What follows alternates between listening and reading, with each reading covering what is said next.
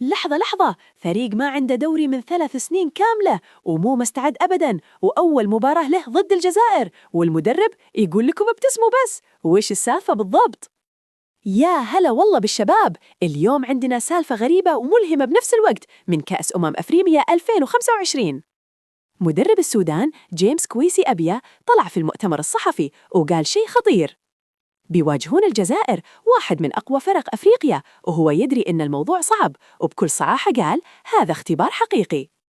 بس اصبروا، السالفة ما خلصت هنا. السودان ما لعبوا دوري محلي من 3 سنين بسبب الظروف الصعبة في بلدهم، تخيلوا، يعني اللاعبين بدون منافسة منتظمة، بدون لياقة مباريات. لكن المدرب الغاني ما استسلم أبداً، قال حاولنا نجهز الفريق بأفضل شكل ممكن. وهنا يجي الجزء الأحلى.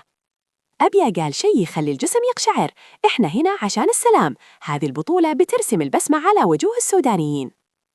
يعني المدرب هذا ما جاء عشان يفوزوا بس، جاء عشان يفرح شعب كامل يعيش أوقات صعبة، والله كفو.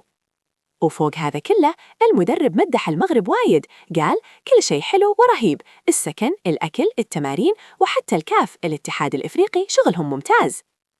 يعني السودان جايين يلعبون في ضيافة 5 نجوم، بس المنافسة مستوى ثاني يا حبيبي.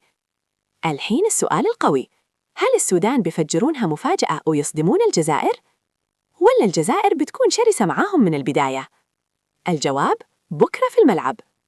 إذا تبون تعرفون وش بيصير، اشتركوا في القناة وفعلوا الجرس عشان ما يطوفكم أي أكشن من الكان. وقولوا لي في الكومنتات، أنتم مع مين، السودان ولا الجزائر؟ أشوفكم بكرة مع تحليل المباراة، جهزوا حالكم للصدمة. يلا سلام.